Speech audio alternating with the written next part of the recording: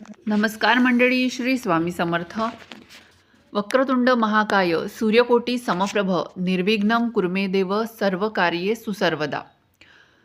ओम गण गणपते नमः. गणपती बाप्पा हे प्रथम पूजनीय दैवत आहेत.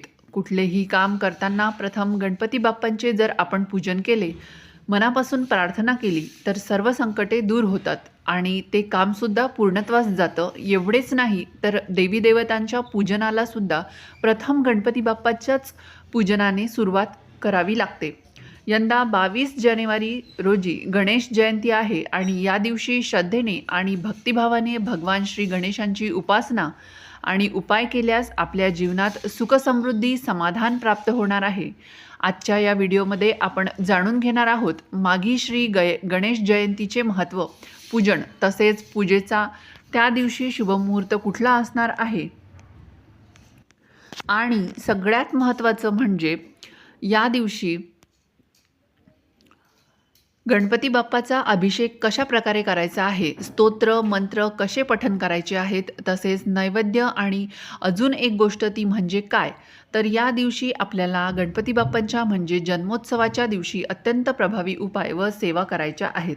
चला तर मग विघ्नहर्ता श्री गणेशाला वंदन करून सुरुवात करूया आपल्या आजच्या या नवीन व्हिडिओला. तर व्हिडिओ शेवटपर्यंत पाहायला विसरू नका. श्री गणेश लहरी ज्या दिवशी प्रथम पृथ्वीवर आल्या म्हणजे ज्या दिवशी श्री गणेशांचा जन्म झाला तो दिवस होता माघ शुद्ध चतुर्थी. तेव्हापासून गणपतीचा आणि चतुर्थीचा संबंध जोडला गेला आहे.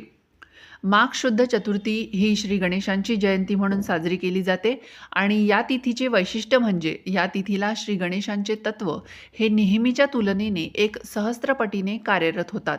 म्हणून या दिवशी आपण मनोकामनापूर्ती उपाय नामस्मरण नक्कीच करू शकतो, ज्यामुळे आपल्याला दुप्पट लाभ प्राप्त होऊ शकते.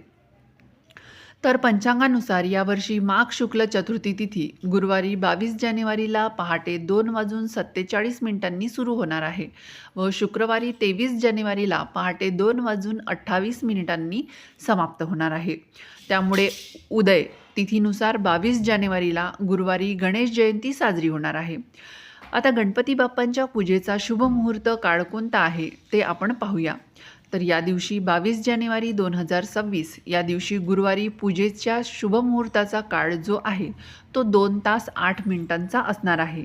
तसेच राहू काळ देखील असणार आहे, पण तो केव्हा सुरू होतो ते आपण बघूया. पण त्या अगोदर श्री गणेशांची पूजा कशी करावी हे आपण जाणून घेऊया. तर श्री गणेशांचे पूजेला आरंभ करण्यापूर्वी आपण प्रथम प्रार्थना करावी, म्हणजे हे श्री गजानना, या पूजाविधीद्वारे माझ्या अंतकरणात तुझ्याप्रती भक्तिभाव निर्माण होऊ दे. या पूजाविधीतून प्रक्षेपित होणारे चैतन्य तुझ्या कृपेने मला अधिकाधिक ग्रहण होऊ दे. आणि त्यानंतर श्री गणेशांचा अभिषेक करावा. अभिषेक पाण्याने करावा.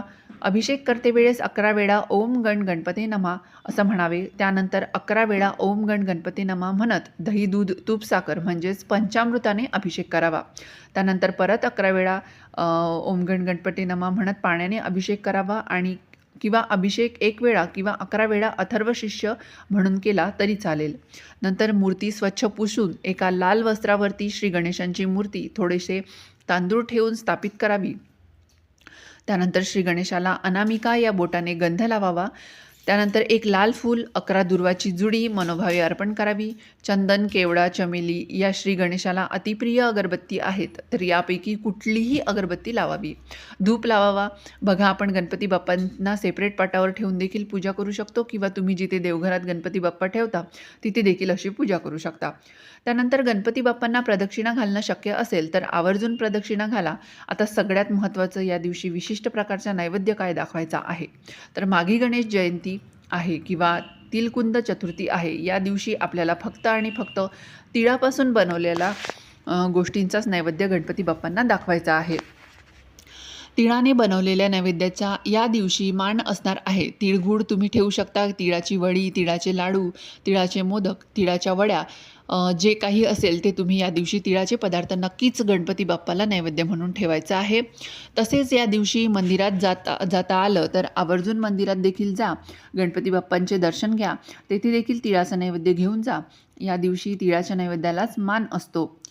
सर्वप्रथम उच्चिष्ट गणपती यांचे पूजन करावं. म्हणजे काय, तर आपल्या जीवनात कुठेतरी न्यूनता आहे किंवा आपल्या इच्छा अपूर्ण राहिल्या आहेत असं वाटणे याला उच्चिष्ट असं म्हटलं जातं. या गणेशांच्या पूजनाने आपल्या सर्व इच्छित गोष्टींची पूर्तता होते असं म्हटलं जातं. त्याचप्रमाणे कर्जमुक्ती, दारिद्र्य आणि आर्थिक व्यावसायिक उन्नती, लक्ष्मीप्राप्ती, त्याचबरोबर आलेल्या संकटांचा योग आणि विनयोग या गोष्टी उच्चिष्ट गणेशांच्या साधनेतून साध्य होतात. म्हणून सर्वसाधारणपणे कोणत्याही बुधवार किंवा श्री गणेश चतुर्थीच्या दिवशी गणपती बाप्पांची साधना करणे अतिशय शुभ मानलं जातं. त्यानंतर श्री गणेशांच्या आराधनेचा मूलमंत्र तो म्हणजे ओम एकदंताय विघ्नहे वक्रतुंडाय धीमहि तन्नो दंती प्रचोदयात. संकटात सापडलेल्या भक्ताला विघ्नमुक्त करणं हा या श्री गणेशाचा महामंत्र आहे असं म्हटलं जातं.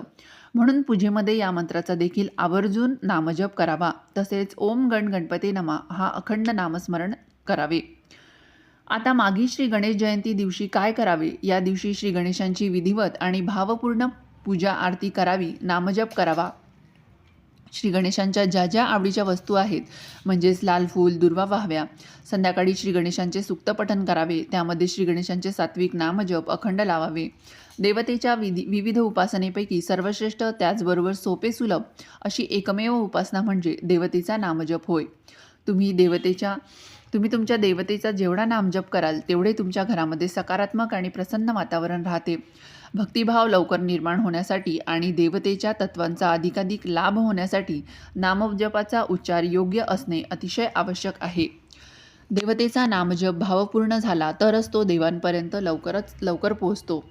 शिवाय नामजप करताना त्याच्या अर्थाकडे लक्ष देऊन गेला तर तो अधिक व पूर्ण होण्यास मदत होऊ शकते. तसेच श्री गणेशांचे स्तोत्र तुम्ही म्हणू शकता. स्तोत्र याविषयी थोडंसं समजून घेऊया. स्तोत्र म्हणजे देवतेचे स्तवन म्हणजे देवतेची स्तुती होय. स्तोत्र पठन केल्याने पठन करणाऱ्या व्यक्तीभोवती सूक्ष्म थरावरील संरक्षण कवच निर्माण होऊन तिचं अनिष्ट शक्तींपासून रक्षण होतं. श्री गणेशांची 2 स्तोत्रे सर्वांना परिचित आहेत. एक म्हणजे संकष्टनाश स्तोत्र आणि दुसरं म्हणजे गणपती असर्व शिष्य. हे श्री गणेशांचे स्तोत्र आहे.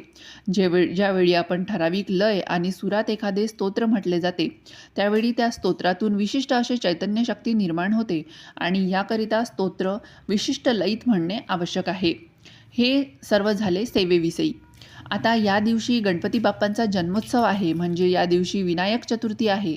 म्हणजेच तिलकुंद चतुर्थी या नावाने ही चतुर्थी ओळखली जाते. तर या तिलकुंद चतुर्थीला सकाळी लवकर उठल्यावरती आपल्याला अंघोळीच्या पाण्यामध्ये पांढऱ्या तिळाचा वापर करायचा आहे. तिळाच्या पाण्यानेच आपल्याला आंघोळ करायची आहे. घरातल्या प्रत्येकाने या दिवशी तीळ टाकून पाण्यामध्ये स्नान करावं.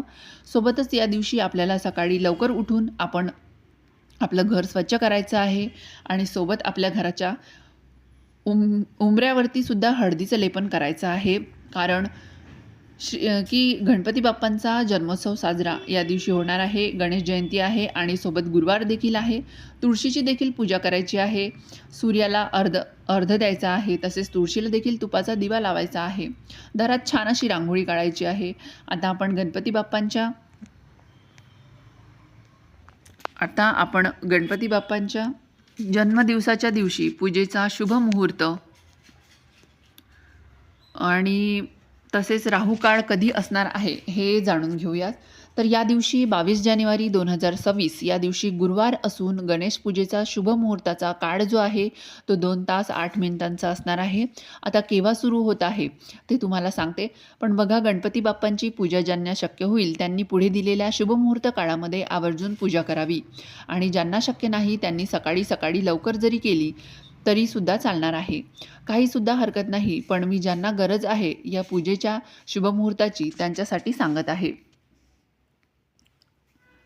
22 जानेवारी रोजी श्री गणेश पूजेचा शुभमुहूर्त सकाळी 11:29 पासून ते दुपारी 1:37 या 2 तास 8 मिनिटांपर्यंत असेल. तसेच गणेश जयंतीच्या दिवशी चंद्र पाहण्यास सक्त मनाई आहे. या दिवशी निर्धारित कालावधीस चंद्रास पाहिल्याने चोरीचा आळ येतो असे म्हटलं जातं. तसेच या कालावधीत भद्राची सावटसुद्धा आहे, जी दुपारी 1:52 पासून ते 3:12 आहे. या काळात कोणतेही कार्य करू नये. बघा, देवादिदेव महादेव, विष्णुदेव या देवांनी सुद्धा अनेक अवतार घेतले आणि त्याच पद्धतीने श्री गणेशांनी सुद्धा प्रमुख 3 अवतार घेतले. या तिन्ही अवतारांची उत्पत्ती ही वेगवेगळी आहे. त्यातील पहिला अवतार वैशाख पौर्णिमा पुष्टपती विनायक जयंती म्हणून आपण साजरी करतो. दुसरा जो अवतार आहे तो भाद्रपद शुक्ल चतुर्थी, त्यावेळेला आपण पार्थिव श्री गणेश पूजन करतो आणि त्यावेळेस 10 दिवस श्री गणेशांची अगदी आनंदात पूजाविधी आराधना करतो. आता तिसरा जो अवतार आहे तो अतिशय महत्त्वाचा आहे बघा. तो म्हणजे माघ चतुर्थी, म्हणजेच आपण माघी गणेश उत्सव आत्ता सध्या 12 जानेवारीला आलेला आहे. त्यावेळेस आपण माघी गणेश जयंती अतिशय आनंदाने साजरी करतो. परंतु तो अवतार श्री गणेशाला का घ्यावा लागला, एक छोटीशी कथा आहे, जाणून घेऊया. स्कंद पुराणाप्रमाणे माघ शुद्ध चतुर्थीला गणपतीने विनायक रूपात जन्म घेऊन नरांतक नावाच्या राक्षसाचा वध केला. या असुराचा वध करण्यासाठी श्री गणेशाला हा अवतार घ्यावा लागला. हा महाभयंकर राक्षस होता आणि याच राक्षसाला मारण्यासाठी गणपती बाप्पांनी कश्यप ऋषी माता अदितीच्या पोटी विनायक रूपात अवतार घेतला. याचा उल्लेख स्कंद पुराणात स्पष्ट सांगितलेला आहे. त्यांच्या अवतारांची म्हणजेच गणपती बाप्पांच्या विनायक रूपातील अवताराची पूजा करण्यासाठी, स्मरण करण्यासाठी शेकडो वर्षापासून हा गणेश उत्सव साजरा केला जातो. आजही असे म्हटले जाते की गणेश चतुर्थीच्या दिवशी श्री गणेश तत्वांच्या लहरी सर्वात आधी पृथ्वीवर आल्या आणि म्हणून हा इतका दिवस महत्त्वाचा आहे. या दिवशी गणपती बाप्पांच्या भक्तांनी जर खरंच मनापासून भक्ती केली तर अखंड जीवनातील संकटे दूर करण्याची ताकद आपल्याला या दिवशी मिळते. आणि आता आपण श्री गणेश जयंतीचे अगदी फलदायी फक्त 3 प्रभावी उपाय पाहूयात. तिसरा उपाय खूप प्रभावी आहे. तर चला उपायाला सुरुवात करूया.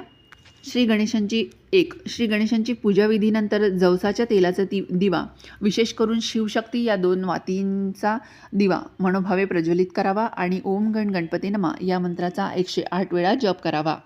यामुळे आपल्या घरामध्ये सुखशांती समृद्धी प्राप्त होते. तसेच मुलांचे लक्ष आणि एकाग्रताही वाढते. प्रत्येक व्यक्तीला मानसिक शांती प्राप्त होते. हा उपाय अत्यंत प्रभावी म्हटला गेलेला आहे, कारण जवसाचं तेल हे चंद्राशी संबंधित मानलं गेलं आहे आणि या गणेश जयंतीला मुलांना आवर्जून पूजेला बसवावे व त्यांच्याकडून स्तोत्रपठण जरूर करून घ्यावे. जर मुलं लहान असतील तर त्यांना ऐकायला सांगावे. दुसरा उपाय, माघी गणेश जयंतीच्या दिवशी आपल्याला मुलांची प्रगती व्हावी, आपल्या मुलांना पाहिजे तशी नोकरी मिळावी, करिअरमध्ये यश मिळावं, असलेल्या नोकरीत प्रमोशन मिळावं, यासाठी आपल्याला 21 हिरवे मूग घ्यायचे आहेत. एक छोटीशी वाटी घ्यायची आणि त्यामध्ये हे 21 मूग ठेवायचे आणि एक मूग उचलून ओम गण गणपती नमः या मंत्राचा जप करायचा आणि श्री गणेशाला तो मूग व्हायचा. असे 21 वेळा करायचं आहे. हिरवे मूग जे आहे ते बुधग्रहाचे प्रतिनिधित्व करत असतात. जर बुधग्रह आपल्या मुलांसाठी आणि आपला मजबूत झाला तर आपल्या मुलांची स्मरणशक्ती तसेच त्यांच्या शिक्षणामध्ये हवी असलेले मार्क्स मिळायला त्यांना फायदा होतो. तसेच मुलांचा सर्वांगीण विकास होतो. तुम्ही जर घरी उपाय केला तर हे 21 मुगाचं काय करायचं, तर आपण ज्यावेळेस भात बनवतो त्यांच्यामध्ये हे 21 मूग टाकायचे. तुम्हाला कितीही मोठं संकट असेल, कितीही मोठं कर्ज असेल, तर या माघी गणेश जयंतीच्या दिवशी 21 दुर्वा घ्यायच्या आहे. तर हा उपाय तुम्हाला मंदिरात जमत नसेल तर घरी केला तरीसुद्धा चालेल. हा उपाय दिवसभरात केव्हाही केला तरी चालेल. तर एक आसन घ्यायचं आहे आणि त्याच्यावर बसायचं. एक ताम्हण घ्यायचं आहे, त्यामध्ये हिरव्यागार अशा 21 दुर्वा घ्यायच्या आहे आणि मनापासून श्री गणेशाला प्रार्थना करून एक दुर्वा घेऊन एक संकटनाशन स्तोत्र म्हणायचं आणि ते झाल्यानंतर श्री गणेशाला ती दुर्वा अर्पण करायची. असं आपल्याला 21 वेळा श्री गणेश संकटनाशन स्तोत्र पठण करायचं आहे आणि जी काही तुमची मनातील इच्छा आहे, मनोकामना आहे, ती गणेशाला सांगायची आहे. तर त्याच दिवशी तुमची ती इच्छा पूर्ण झालेली असेल. स्कंदपुराणात स्वतः श्री गणेशांनी म्हटले आहे की जो भक्त मला भक्तिभावाने दुर्वा अर्पण करेल आणि त्याच्या सर्व इच्छा मनोकामना पूर्ण करेल. हा उपाय अत्यंत प्रभावी आहे. तर गणेश जयंतीच्या दिवशी व्रत करून आचरून धुंदीराजाचे पूजन करावे आणि तीळ साखरेचे किंवा तीळगुळाचे मोदक अर्पण करावेत असे सांगण्यात आले आहे. मोदकाऐवजी तीळ साखरेच्या मोदकांचा प्रसाद या दिवशी अर्पण करायचा असतो. तर मैत्रिणींनो, हा माहितीपूर्ण व्हिडिओ आवडला असेल तर व्हिडिओला लाईक करा, शेअर करा आणि चॅनलला सबस्क्राईब करायला विसरू नका. व्हिडिओ शेवटपर्यंत पाहिल्याबद्दल तुमचे मनापासून धन्यवाद. श्री स्वामी समर्थ. जय जय स्वामी समर्थ.